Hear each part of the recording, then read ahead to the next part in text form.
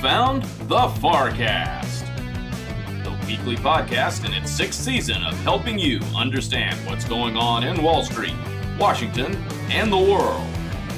Now here's your host, Michael Farr. Welcome to the FarrCast. I am Michael Farr. Thanks so much for joining us again. This week it is the 20th day of July. Happy summer, everybody. And boy, is it hot. Hot around the country. Hot in the Southeast. Hot in terms of record temperatures. It's really kind of dangerously hot. And it's been hot in the markets. See, in the media, we call that a segue there. It's hot in the markets. It really is.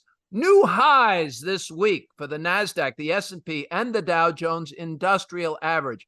And of course, everybody I know was calling for new highs on January 1st. No, they weren't. No, they weren't. Nobody was calling for new market highs by July on January 1st, with the exception of the nearly crucified, often pilloried Jim Lebenthal. This guy was taken out and beaten on a daily basis like a filthy carpet hung over the balcony with a broomstick day after day because he clung to his bullish view and stuck to his guns. We're going to talk to Lebenthal in just a second. Markets are making new highs. The Fed is meeting this week. Interest rates are likely to go higher, whether they should or not. Whether they should or not, they're going to go higher. Not a lot. 1/4 of a point. Does the Fed have to do it? We've got some great guests for you today. As we look internationally, because on the FarrCast, we cover Wall Street, Washington, and the world. Internationally, the head of, this is their CIA chief spook over there, and he's out this morning saying that Russia's in trouble and Putin's in trouble, and it's not that they're not going to win this war. Of course, they're going to lose this war, but it's just when and how badly. And now England and the UK are recruiting spies from Russia. I still like to call it the Soviet Union because that's what it really feels like again. Very interesting messages about that. China's support is still there, but he's concerned about China too. We're going to talk with Mahaffee about that, the big technological steal and the data steal that's going on in Russia. And then in the U.S. here, we're watching rates change. We're watching inflation moderate, and we're watching earnings come in okay. The headlines look great, but that's because a lot of these expectations were a lot lower. Well, we're going to try and cover all of this. And I want to tell you that one of my favorite, this is my final word here, one of my favorite movies is Big. Tom Hanks. Remember when he talks to the genie somehow on the boardwalk, or he goes from the 12-year-old boy into a 30-something-year-old man. And he sits in the meeting where they're pitching a new toy idea at the toy company. And he looks up and says, I don't get it.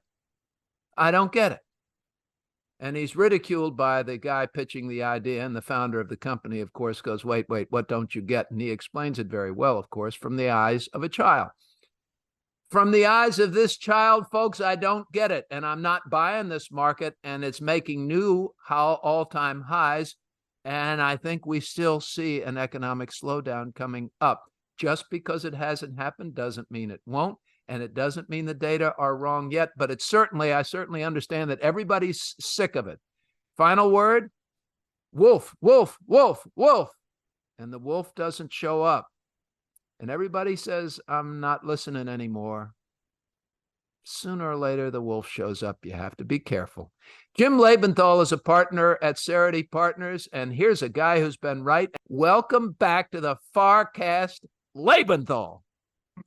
Thank you, Michael. Your opening monologue was dynamite. You had me rolling in the aisles here with laughter when you were talking about me. But more importantly, there was a lot to sink your teeth into there, especially at the end with will the wolf show up? And will you're not the wolf buying show it. up? And no. You're not buying this market. Okay, let's talk. You tell me where you want to go. Well, Jim, I own the market. I always own the market, right? I'm always invested. I'm a long-term investor. I was asked I did an interview, it's bank season. So I did an interview with the Journal about Goldman Sachs and JP Morgan and Morgan Stanley. And these bank earnings are important, and we can talk about those too. But they said, so you think Goldman's going to be down? I said, yeah, Goldman says it's going to be down. They just have to beat this lower number. They said, so you wouldn't buy Goldman? I said, oh, whoa. I've owned Goldman forever. Well, you're not selling Goldman. No, I'm not going to sell Goldman. I'm not going to sell Goldman, I don't think, this year or next year, or I've owned it a long time, and it goes up and it goes down. But over time, as a long-term investor, I hold stocks. I hold investments. I don't buy and sell and trade. I let the market and the economy grow over time, and I try to have a somewhat diversified portfolio of strong companies, strong balance sheet companies, and I don't trade very much. Our turnover is 15% a year. I hold a stock for on average of 6 years, and I don't think that's long enough. So I'm not out, but boy, when it's making new all-time highs and the rule is buy low, you don't buy, do you? Well, let me step back for a second to your overarching premise, which is that you've got to be in the market to make money. And Michael, I totally agree with you. And the last 9 months, 12 months has really shown the folly of market timing, right? Because go back to October of last year, and everybody, when the S&P was at 3,600, was saying, we're going to 3,200, right? I mean, there was I'm going to use this word. There was an orgy of negativity at the time, and it continued even as this bull market. I love it when you say orgy. I really do. I know. I don't care what we're talking about. I just love it when you say orgy, Yes, I could have been more academic instead of bacchanalian feast, but continuing on. Negativity. Yes, I like that. But it shows that, like, if you're market timing and you think you're smarter than the market, more often than not, you're going to get it wrong. Sometimes you may get it right, okay? But more often than not, you're going to get it wrong. So I totally agree with you about being in the market. Now, here's something that may surprise you. I think the market is well ahead of itself right now. I mean, you can just look at it. It's got a sort of parabolic feel to it, especially if you look at the tech-heavy NASDAQ. And that begs the question of what do you do? So starting with your thesis, which I agree with, you got to stay in the market. You can trim and modify your portfolio around the edges. There's always a stock in a portfolio, in my case of 25 to 30 stocks, there's always a stock that's at the bottom of your likability list. And if at a moment like this, you're saying, you know what? I love that. I'm sorry. I've not heard that before, but there's always a stock I have 3 or 4 always at the bottom of my likability list, but I like that. Okay, go ahead. I'm sorry. That's great. And so yesterday, I woke up, Michael, and there was a stock that reported earnings. So there was a company, and it was Goldman Sachs, you just mentioned it, which reported earnings yesterday. I didn't like the earnings. It's about 3 or 4 quarters in a row that they've disappointed. We've got this issue with, is the CEO, does he really have his eye on the ball? And I just said, you know what? The market's high. I want to raise some cash for a 5 to 7% pullback that could happen at any time. And I don't want to think about Goldman Sachs anymore. I don't want to think about how badly the stock is underperforming Morgan Stanley, their arch nemesis of all things. If you're a partner or you're in the executive suite at Goldman Sachs, believe me, you're looking at the relative performance of Morgan Stanley versus Goldman Sachs, and you're not happy. And guess what? I don't want to have those conversations anymore. I want to raise just a little bit of cash, not market timing, but having some dry powder for the opportunities that are highly likely to come in the weeks ahead. So, you know what? Goldman's out. I may trim another winner. I haven't chosen yet, but the point I'm driving at is with a margin of about 10% of my portfolio, I can play around and raise cash up to 10% at a moment like this, where I think the market's ahead of itself and I want to raise some dry powder for a small correction that may happen. So we say buy low and sell high, and things are indeed high. And Lebenthal is following his discipline as he should. Let me be really clear, folks. When we talk about these stocks, we're talking about companies that are in the news and they're reporting earnings, and the earnings are reflective of the economic and business environment in which they're operating. It's the national economic environment. We've got a banking crisis so far at the beginning of the year with Silicon Valley Bank shares. Was an interest rate driven crisis, not a credit crisis. We've talked about that on the FarrCast, but we have to use these as examples so that we can make sure everybody understands these are not recommendations to buy or sell a stock. Jim, are they? No, they're absolutely not. And I'm glad that you put that perspective to it, because if you'll allow me, I want to also add a different perspective. Go. Michael, when you introduced me, you noted my very strong bullishness, my optimism on the economy, on profits, and the stock market. And I want to make it clear that that optimism, that bullish, is not tarnished. It's not diminished by what I'm saying here. So, dear listeners, I want you to hold two slightly incongruous thoughts in your head. What Michael was saying a minute ago about his turnover being 15%, average hold period of 6 years. You heard me say emphatically, I agree. And I am bullish on this economy going forward based on supply chain onshoring, infrastructure spending that has yet to show up, and pent-up industrial production from the likes of the auto manufacturers and Boeing, which are still dealing with supply chain issues even as they ease. So I can be long-term very bullish with 90 to 100% of my portfolio, while leaving 0 to 10% of the portfolio in terms of dollar value to take advantage of what Michael and I are talking about, which is short-term. This market's a little goofy right now. I mean, come on, we can all call it that. It's a little goofy. Look at what happened on Tuesday of this week. At 11:30, Microsoft said something about AI, and the stock, which is already over 2 trillion, goes up 5%. I mean, give me a break. All right. The value of the stock didn't go up by 100 billion between 11:29 a.m. and 11:31 a.m. There's a goofiness going on right now. Long-term veterans like Michael and I know it. We've seen it. I'm going to take a little bit of advantage of it. Michael, back to you, my brother. Yeah, when I look at that Goldman Sachs, and as I said, I'm continuing to hold that position. I've got two ideas here, Jim, and you talked about Morgan Stanley, and because I've been doing these interviews, I went back and looked at David Solomon's track record because he's under criticism for these consumer led efforts, which have fallen flat. That's not their wheelhouse at Goldman Sachs. And I've always said, if it's not your wheelhouse, it's sort of arrogant, I think, to think that you can do it better and are going to be able to create it when it's not your strength. It's not your bedrock. So I think they would have been better to buy, if they wanted to get into that consumer banking business, I think they should have gone ahead and bought it.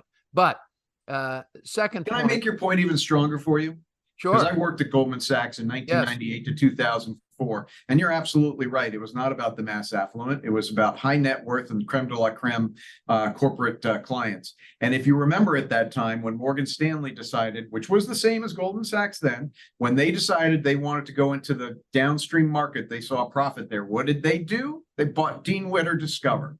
They bought a company. Your point is exquisitely made. Well, thank you. And I think, too, if you look at those, at what's happened to Goldman, and I look at a change in book value when I'm looking at a bank, I care about book value, and I care about tangible book value, and I care about a multiple on book. And so during David Solomon's reign, the growth in book value has been north of 10% per year since 2018. It's a pretty good growth rate versus Morgan Stanley's at 7 point something or other. So they've handily beat under his tenure, though the headlines wouldn't indicate that. I'm watching to see what happens there. You mentioned something else, and I'm still trying to wrestle with this, and I'm going to be very careful here because I want to make sure we can get this one out there. UPS is, of course, a threatened strike with the Teamsters Union and UPS. And there are other companies, one of which I own in that same space that has a big name, and I won't mention it. I won't mention the white trucks as opposed to the brown trucks. Well, I can mention the white trucks. I mean, hell, who doesn't have a white truck?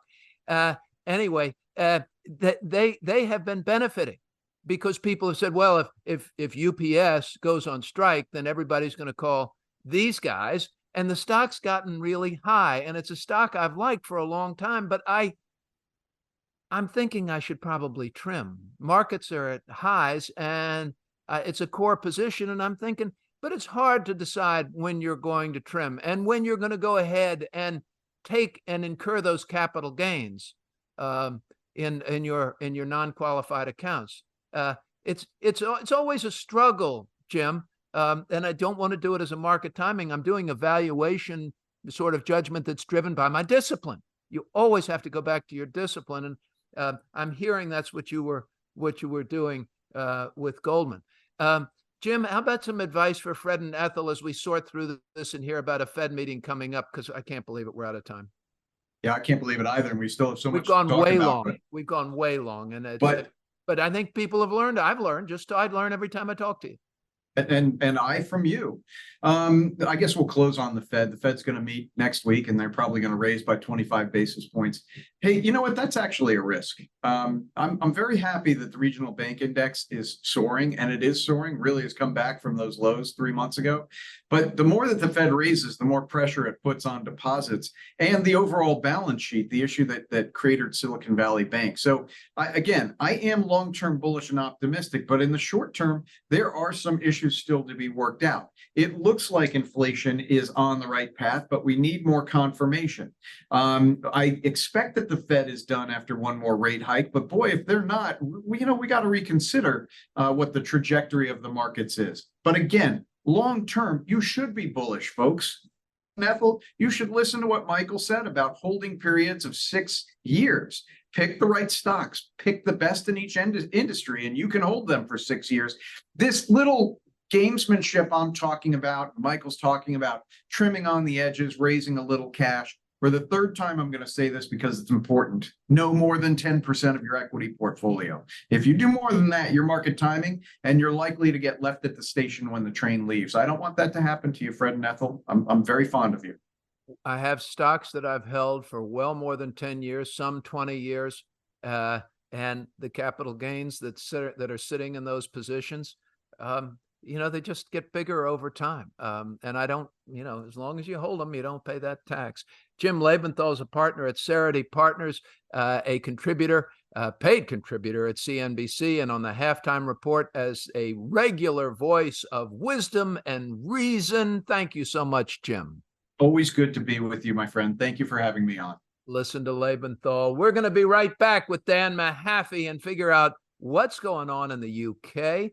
MI6 really is talking now, and Vladimir Putin is in serious trouble, and we don't understand how deep, but we're going to find out when we come back on the FarrCast.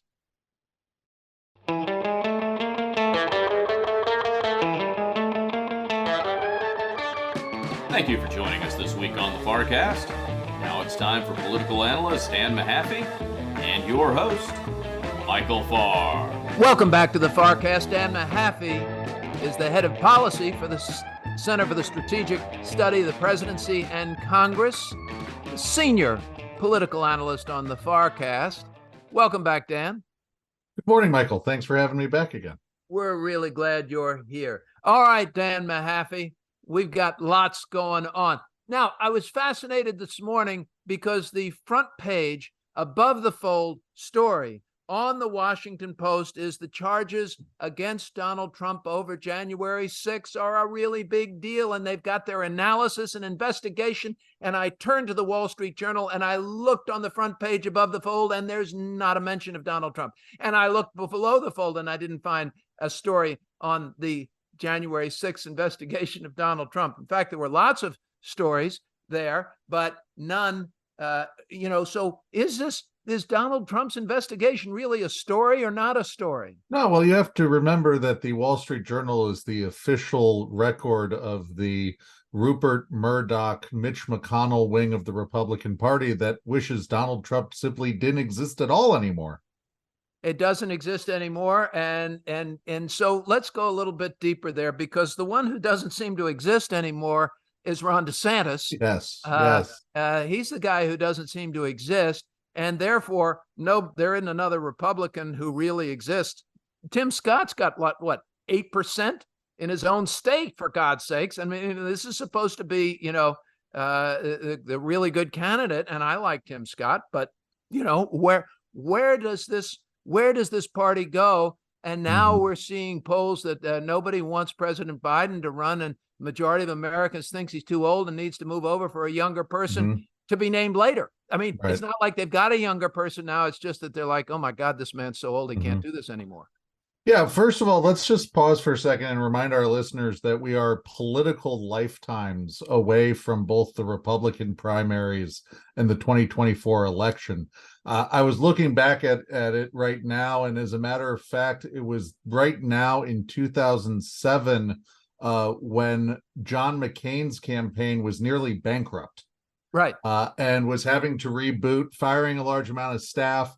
Look, questions were about what with the housing market looking fantastic and everything flashing green, everything looked like, who would be the standard bearer to inherit George W. Bush, and would the Iraq War be the main story going into the 2008 election?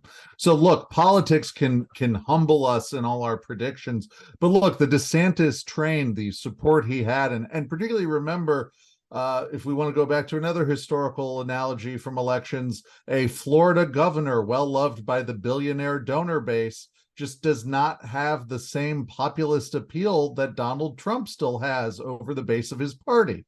And we're seeing that again. And we've gone through all the various quotes, the zingers you have about DeSantis. And the latest, and I think the harshest one, comes from Helen Lewis at The Atlantic, who said DeSantis promised to run as Donald Trump plus an attention span, and instead he is running as Trump minus jokes. Trump's minus jokes and minus charisma.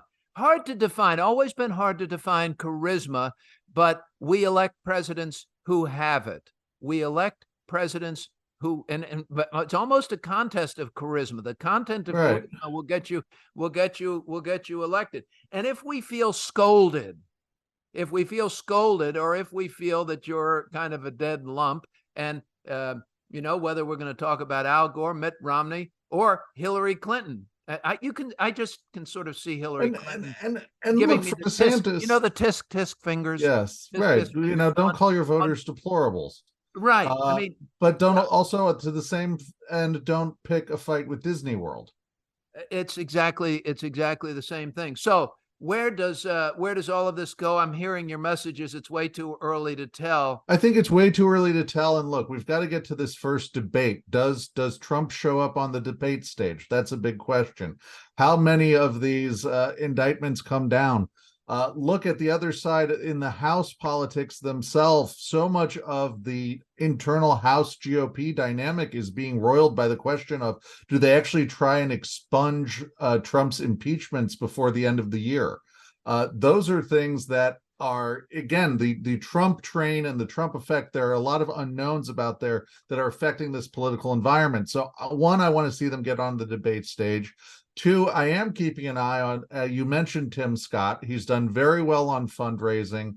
He has an extremely charismatic story. When you talk about charisma, he does have that. He has an ability to speak to religious voters that is very important in Republican-based politics. So I'm going to keep an eye on him. Look, you have Chris Christie, who is not, I don't think, running for president. He's running more like a cruise missile with Donald Trump and its guidance system. And then finally, you have others. And again, the debate stage, does someone like Will Hurd change the conversation a bit in how he discusses things? And when do we Wait, who's Will Hurd? Will Hurd's a former Republican member of Congress from Texas, near the border area. Black, was considered a rising star, but not one who aligned with Trump. Has been very tough on Trump in some of the things he's said. Look, the question becomes, though, other than Christie, who is willing to go directly at Trump? And that's what I think DeSantis has failed to realize, is he's not made himself the alternative to Trump in any way. Right. What about Glenn Youngkin? Republicans keep sort of wistfully looking skyward, going, well, maybe we could get Glenn Youngkin. And I'm thinking, okay, well, somebody better get him fast, because you're running out of time. There is that. There's also the question of, beyond some of the and look, we'll get into, I live in Alexandria, Virginia. We can get into some of the local state politics. A lot of it's been school board stuff. A lot of it's been whether the state sets up marijuana sales. He hasn't been able to get into that red meat of Republican politics like DeSantis has, other than, the state controversially now has some pornography online login law. That's about all he's been able to do in terms of that culture war stuff, which is frankly what some of the base wants. And wait, hang on. What do you mean a pornography login law? What? In Virginia, it's a state they want you now to, if you are a website that has pornography, some way to check the driver's licenses of residents of the Commonwealth to make sure they are of age. Really? Well, isn't that Utah has also done a similar thing. okay? Florida residents, we don't have that. Another reason, folks, to come to Florida. All right, Dan, the head of Harry Jennings is laughing, but he's going, I'm going to have to cut that. I'm going to have to cut that.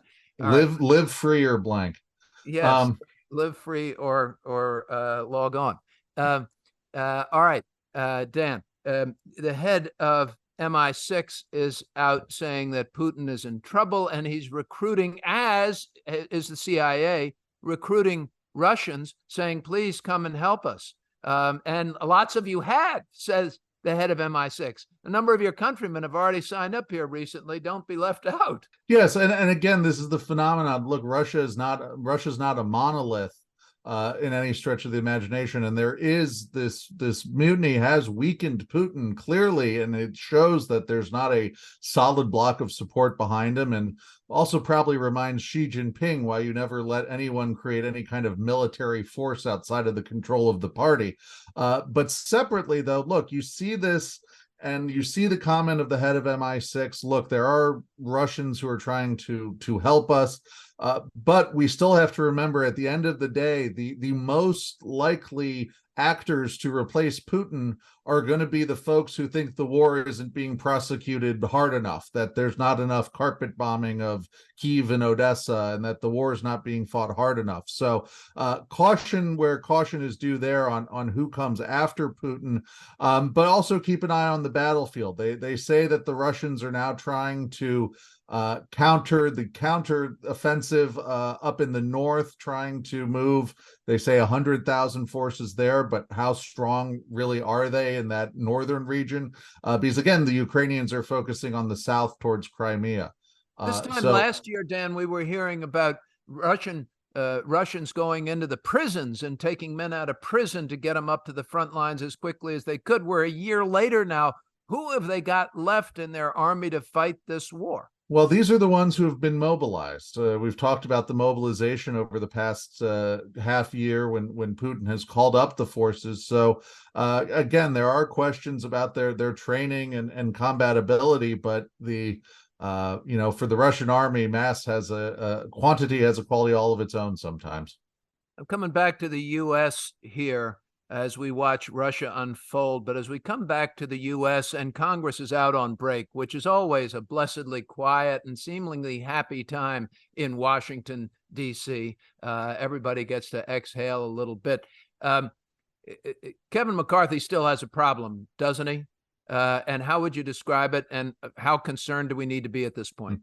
I think you still have the problem of the simple mathematics that has been the case all along. And when we get closer and closer to these spending deadlines, look, I think the government shutdown likelihood is very high. I put that at a 80% likelihood that you would have that, given the dynamics we're seeing now of not wanting to move on these spending bills in any way, the differences you see between the House and the Senate. And look, the tenor you even have around, of course, we look at Senator Tuberville's very damaging block on military promotions, as well as the other senators blocking State Department appointments. Talk about Tuberville's block for a second, because I've been reading about that. That's kind of interesting and seems amazingly petty, but yet still effective.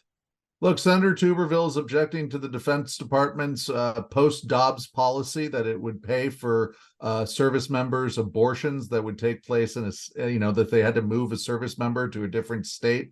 So Tuberville has, in turn, Senator Tuberville has blocked all nominations to the officers of the military. So certain ranks, flag ranks and higher, require Senate confirmation for these promotions. Right. And usually it's done as just a long list. It's handled, but Tuberville's using the ability of a senator to block business to stop this, and it is going to have an impact on our military readiness. I can appreciate there's a principled stance that some are willing to take on this and believe strongly on the issue of pro-life matters.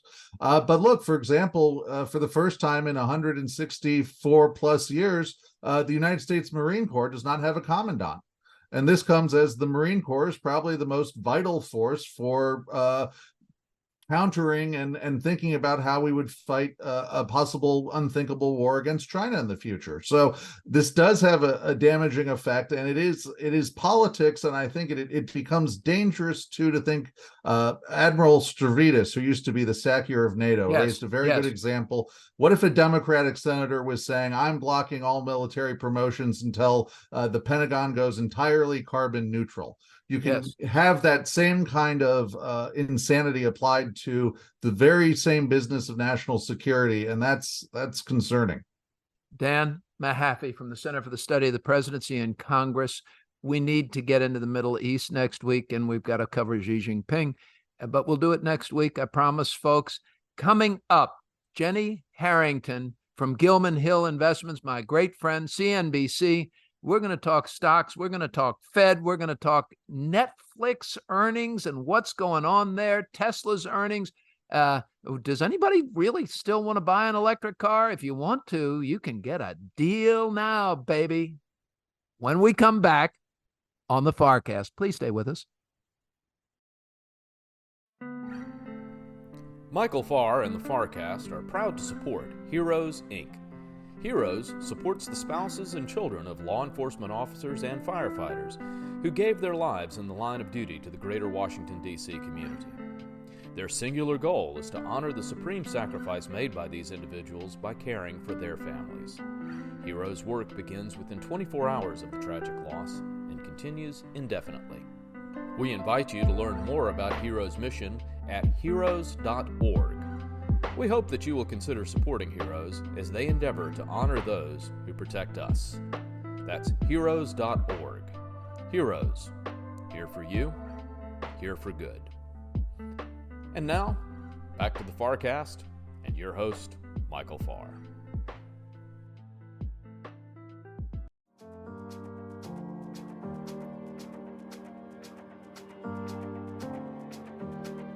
We appreciate you listening into the FarrCast this week. And now to introduce this week's special guest, here's your host, Michael Farr. Welcome back. Joining me now, a FarrCast fan favorite. We get notes from you all when she's on saying, get her on more. And I agree, because she's a great friend of mine too. Jenny Harrington is CEO and Chief Investment Officer at Gilman Hill Investments, a CNBC contributor, a regular on the Halftime Report, and the one you really need to take it off mute and listen to all the time. Welcome back, Jenny. Thanks for having me. We're so glad you're with us, Jenny. We're looking at a market that's making new all-time highs in the Dow, the S&P, and the NASDAQ this week. 20% return year to date for the S&P 500, well over 30, approaching 40 for the NASDAQ. Yippee! This is great. What do you do now? Well, when you say a market that's making all-time highs in the NASDAQ and the S&P, there's so many parts of the market that are not making all-time highs. And I think you talked about this earlier, but the divergence out there is off the charts. So you can look at what Ed Yardeni shows, and he shows that you've got the top 7 stocks that we all know, the Magnificent 7. Sometimes we call them the Magnificent 8, depending on how we're feeling about Netflix on any given day. And those guys are trading with a multiple of 30 times earnings. The entire rest of the S&P 500 is trading with a multiple of 16.5 times earnings. My portfolio is trading with a forward multiple of 13 times earnings. So I think what you do is, we were just talking about this, I think you sell high and buy low. And maybe you take money off the table in the things that have really run and grown to valuations that I don't think are sustainable or logical. So maybe you reposition your portfolio a little bit. Get away from the stuff that's in the stratosphere. For years, I've said to investors, two things. One, emotion is the foe of the long-term investor, number one. Number two, forget everything that you learned in the 1970s, which Jenny's too young, she wasn't around. But in the 1970s, we had smiley faces, and the expression, the buzz was, if it feels good, do it. If it feels good, do it. As an investor, if it feels bad, do it. My friend Don Hayes, the strategist who used to be at Wheat First Butcher Singer and still writes out of Nashville, Tennessee, said in his Southern folksy way, anytime you buy or sell a stock, you should be in a full-on body sweat. Sweat, of course, had two separate syllables when Don Hayes pronounced it. A full body sweat. If you're selling a stock that's making new highs, it feels awful. If you're buying a stock down near the bottom, it feels awful. So if it feels good to do the wrong thing in stocks, oddly. Warren Buffett says Americans love stocks when they're expensive and hates them when they're cheap. It's how Buffett's made his money. So Jenny's saying these things feel good and they're really expensive. Go the other way. Go the other way. So Jenny, where do you go? And should Fred and Ethel be selling their expensive stocks too? I think so. And then we can get into tax, cost basis and taxes, which can complicate and make that decision, that emotional component of the decision so much harder. But I think it's prudent to take money off the table. So if any of you saw the movie, The Social Dilemma, yes, right, or read the book Zucked, you may know the genre of stock that I'm going to refer to then. Yes. So for example, in our growth portfolio, we have one of these stocks that has run up a lot. And last November, it was trading on around $90 a share. Now it's trading around $310. And we've taken money off the table 3 times since then. It's painful and it keeps running up, but it's absolutely the prudent thing to do. That stock could go back to 90 as easily as it could sustain at 310, because here's the thing. If we flash back to November of last year, nothing fundamentally at that company has changed to improve it by 250%. Their earnings aren't 250% better. Their growth prospects aren't 250% better. The only thing that's changed is investor perception. And that is a wily coyote that you don't want to mess with. What I'm comfortable messing with is math, right? I can look at a company and I can say, okay, here's a company that, for example, makes washing machines and kitchen products, and it's trading at the lowest price it's been at in 10 years because it overshot on the pendulum swing, with the pendulum swinging with this is a pandemic beneficiary and now it's not, and the supply chains are messed up and now they're not. But so you can look at a company like this that makes washing machines, for example, and say, okay, they will earn $10 a share. That puts the price at a valuation of 10 times, let's call it. It has a 5.5% dividend yield. You're going to get that.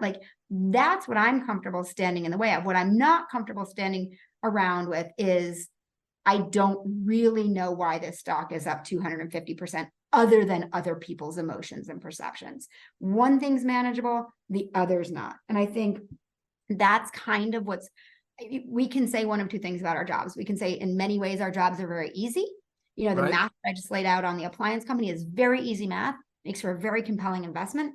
What's hard is the emotional side, because when I added that company to our portfolio, for example, it was proclaimed to be the second worst chart someone had ever seen in their life. And it must have been the stupidest person ever for thinking this was a great investment. That emotional side of investing, that's hard. The mathematical side's frequently easy. The emotional side's hard. And just like it's when you were saying about Warren Buffett, one of the kind of riff off of that is he says, be greedy when others are fearful, be fearful when others are greedy.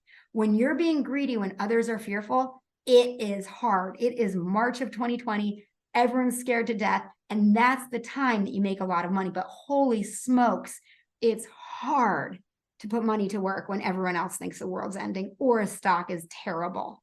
It's not hard to know what to do in our business. It's not hard to know what you should do. It's just very hard to do it. It's very hard to do. It's not hard to know what to do. It's just very hard to do. Let me ask you a question.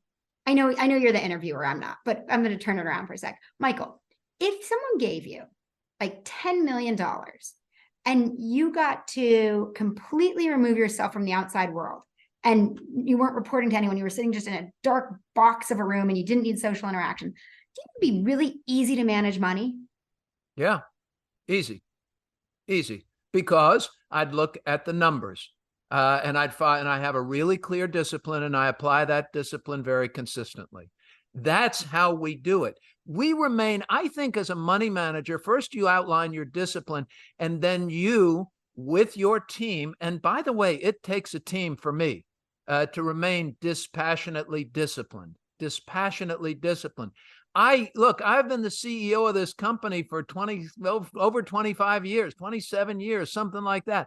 I'm worried about my bottom line. I'm worried about my relative performance. I'm worried about my upcoming rent renewal for my office space. I'm worried about what's going on with insurance payments and premiums. I'm worried about what's happening with my accountants. I'm worried about all of these things, and I'm seeing what the market's doing, and I've got to go on TV tomorrow morning, and I'm thinking about all of this stuff, and I get all hyped up about it, and you can hear me get hyped up about it in my voice, and I have to sit there and be quiet and say, as Jenny said so wisely, what do the numbers say? As I've said before, in the fish market, you ignore the yelling and the screaming, and you pay attention to the price of fish. And that's what we do as portfolio managers. Whenever I'm at a baseball game and I'm watching the pitcher, right? And the count's 3-2, and there's 2 outs, and the stands are going crazy. I'm always in utter awe of how that pitcher maintains his cool. And I'm a fan, and I'm like a nervous wreck watching the poor guy, thinking, oh my gosh, you've got 40,000 people screaming at you. How are you keeping your cool? I think the reality is that's not that much different than he can do that because he's extremely well trained to tune out the noise and do his job and throw the pitch. The emotion of 40,000 fans get in his head. And I think that's the difference between a professional money manager, which is we're trained to the best of our ability, although it's awfully hard still, to tune out the noise of the fans in the stands. I'm going to tell just a quick personal story. I coached high school baseball when I was teaching high school, and then I coached my son's little league team. And we were having a game, and we were this one kid was in pitching, and he just was having a very, very bad day. And the bases got loaded, and he was walking. We were 7 or 8 runs, and kids were hitting him. And so I always reluctantly pulled a kid out and put my son in his pitcher, because you're the coach and you're putting your son in. But I put Robert in his pitcher, and I remember standing there talking to him. He was about 10 or 11 years old, and he went in and just started pitching, and he got us out of the inning and threw enough strikes, and there was a little single, and there were a couple of outs, and he got us out. And I looked at him afterwards because he looked cool as a cucumber. And I said, Robert, you look so cool in there. And I sent you into the worst, most high pressure thing. I mean, bases were loaded. There were no outs. And I sent you in his pitcher. And he just looked at me calmly and said, oh, I didn't get us into that mess. I just had to go in and do what I had to do. That wasn't my mess. And I love that. So that's so interesting. So get a load of this. And in case any of the listeners ever considered this as a scripted show, it's not. But this is really funny. So I have this potential new client, and he sent me his portfolio, and he said, it's a big portfolio. It's tens of millions of dollars. And he said, here are the stocks that I would like to send over to Gilman Hill. You take those, and then you can work out of them over time. Right. And move this part of the portfolio into the Gilman Hill portfolio. And so he's keeping some of the portfolio. He's sending me some, and he wanted me to check what he did. And the stocks that he would have sent over for me to sell would have created a huge capital gain. So I go through this portfolio, and I said, no, don't send me these stocks. Here's a whole list of other stocks. And by the way, these will net out to a capital loss. And then you're not paying the government. So this is the obvious thing to do. And we get on a Zoom, and I show, I've seen his work, and I've shown him my suggestions. And he says, oh, you know what the difference between your suggestions and my suggestions are? I said, what? He said, you don't have any emotion in it. Right. which is exactly the same. So he's Yeah. looking at all those stocks that have losses in his portfolio, and he's gotten himself into that mess, just like Farr, right? And it's Yep. so hard for him to get out of that. Whereas Right. I can get him out of it, no problem. I don't care at all about a few junky things, a pile of junky things he bought. Like, let him keep the winners. I'll take the losers. But that's an interesting thought about how much harder it is to get out of a mess when When it's you've gotten yours. yourself into it. Yes. And that just what a great analogy for investing, for that concept of you don't need to make it up the way you lost it.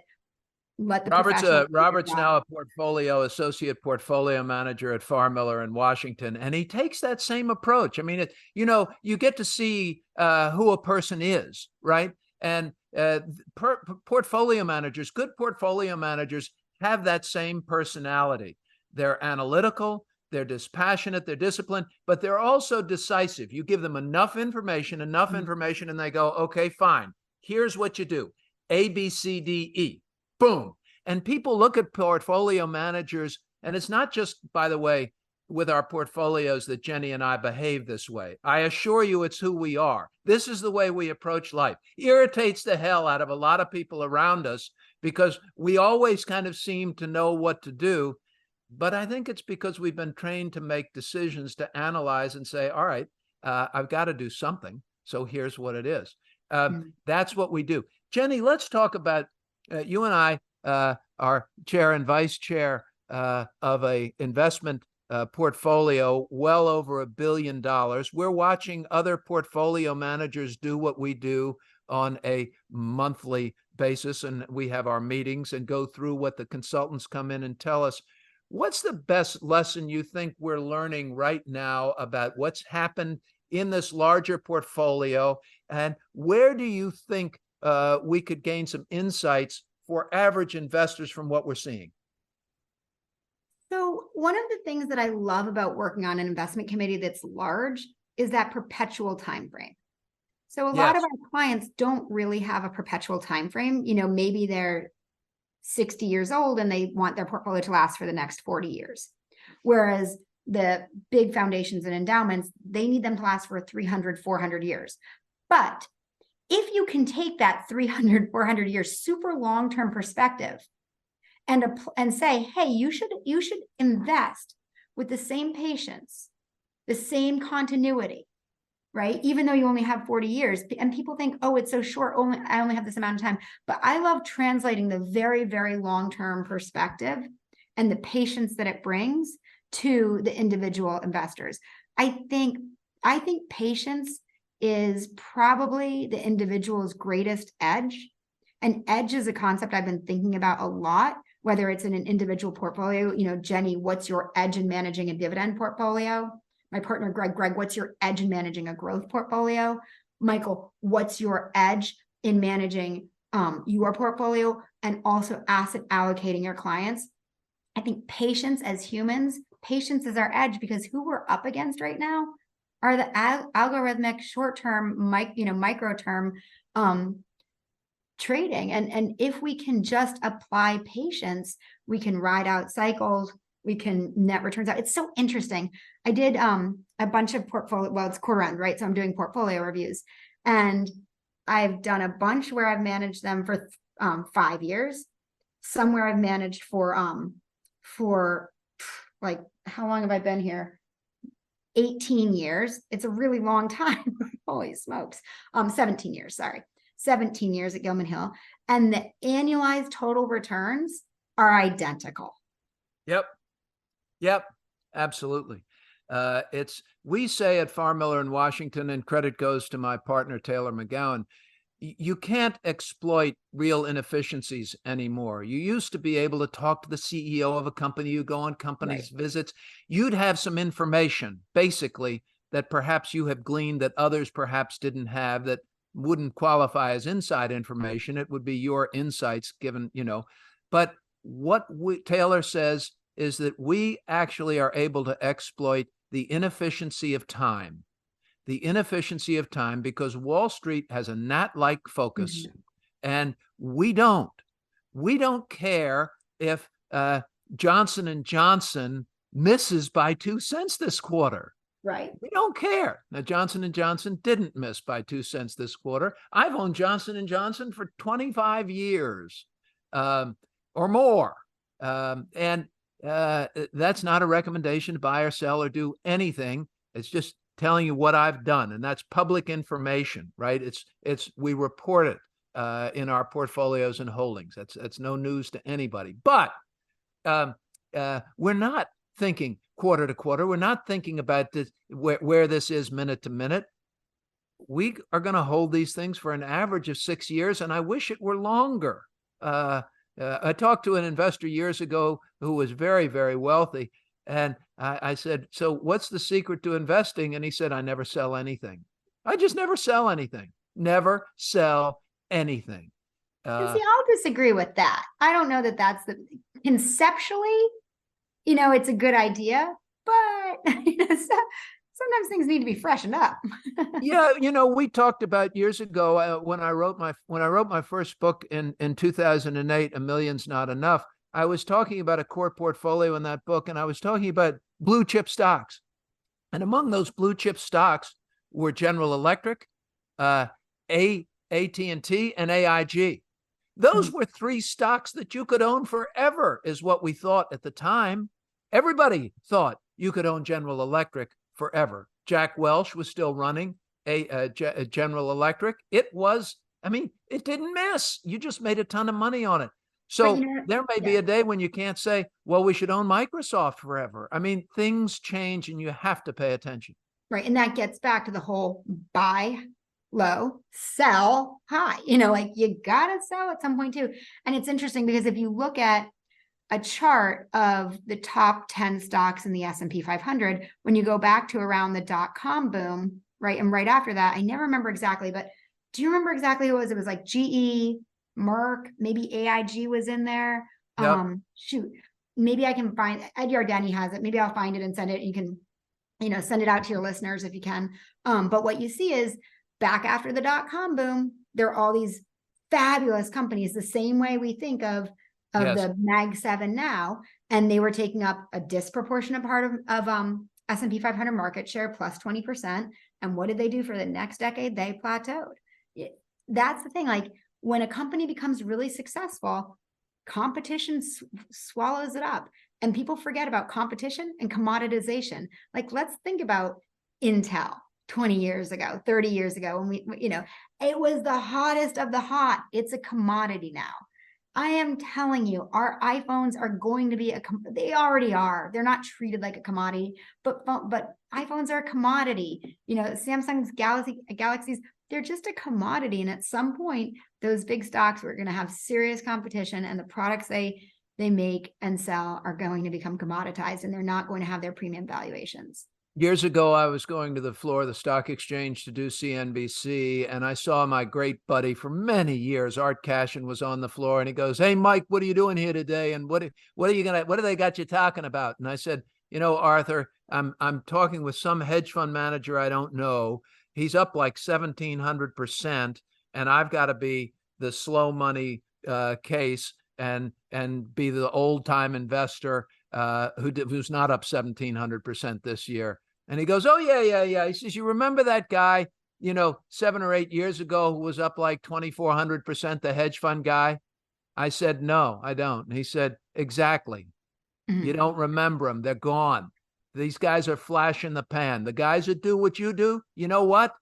They keep coming back on for 20 plus years. That's what they do."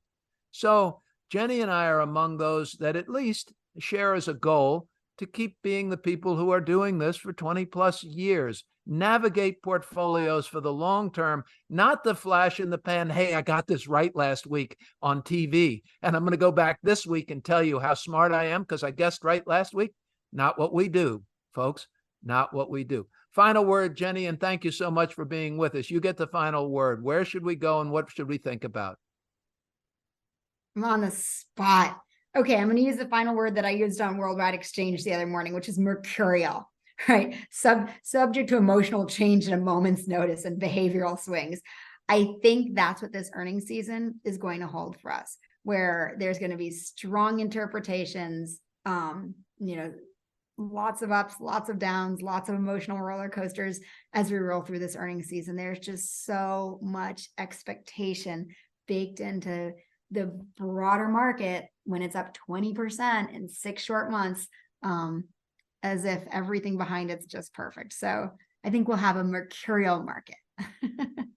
Listen to Jenny Harrington, folks, and ignore the screaming and the yelling. Pay attention to the price of fish. We will be back next week covering Wall Street, Washington, and the world, bringing you experts, insiders, and insights to help you think through your investments in the economy and understand our world a little bit better. For Harry Jennings, our producer, and all of us at the FarrCast, I'm Michael Farr. Have a wonderful weekend. We'll see you next week. Bye. That's a wrap on this episode of the FarrCast. We hope you'll join us again next week. Thanks to this week's guests, Jim Lebenthal, Dan Mahaffee, and special guest, Jenny Harrington. The FarrCast comes to you weekly and is produced by Michael Farr and Harry Jennings and is available for free on Google Podcasts, Spotify, Apple Podcasts, and all major podcast platforms. We love hearing from you every week, and you can reach us at hjennings@farrmiller.com. Let us know any questions you have and topics you'd like to hear us cover. We would like to remind you that the FarrCast podcast is for informational purposes only and should not be considered legal or financial advice. Information, statements, comments, views, and opinions expressed or provided in this podcast, including by speakers who are not officers, employees, or agents of Hightower Advisors or Farr, Miller & Washington, are not necessarily those of Farr, Miller & Washington, Hightower Advisors, or any firm any of our guests may represent. Any mention of a specific security should not be construed as a recommendation to buy or sell, and please be aware that past performance is not a guide to the future performance of any security, index fund manager, or strategy. We strongly recommend you review with a financial professional before you make any investment decision. And if we can be of assistance at Farr, Miller & Washington, please reach out to me at hjennings@farrmiller.com. We are here to help, and I'll be happy to put any of our listeners in touch with one of our investment professionals for a complimentary review of your portfolio and your investment goals. Take care, stay safe, and stay healthy. Go beyond the headlines each week with the FarrCast. Wall Street, Washington, and the world.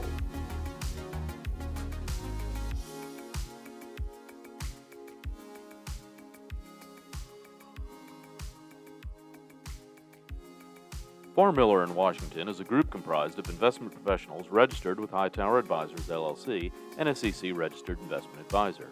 Some investment professionals may also be registered with Hightower Securities, LLC, member FINRA and SIPC. Advisory services are offered through Hightower Advisors, LLC. Securities are offered through Hightower Securities, LLC. All information referenced herein is from sources believed to be reliable. Farr, Miller & Washington and Hightower Advisors, LLC have not independently verified the accuracy or completeness of the information contained in this podcast. Farr, Miller & Washington and Hightower Advisors, LLC and any of its affiliates make no representations or warranties, expressed or implied, as to the accuracy or completeness of the information or for statements or errors or omissions or results obtained from the use of this information. Farr, Miller & Washington and Hightower Advisors, LLC and any of its affiliates assume no liability for any action made or taken in reliance on or relating in any way to the information. This podcast and the materials contained herein were created for informational purposes only. The opinions expressed are solely those of the authors and do not represent those of Hightower Advisors, LLC or any of its affiliates. Farr, Miller & Washington and Hightower Advisors, LLC or any of its affiliates do not provide tax or legal advice. This material was not intended or written to be used or presented in any way to any entity as tax or legal advice. Clients are urged to consult their tax and/or legal advisors for related questions.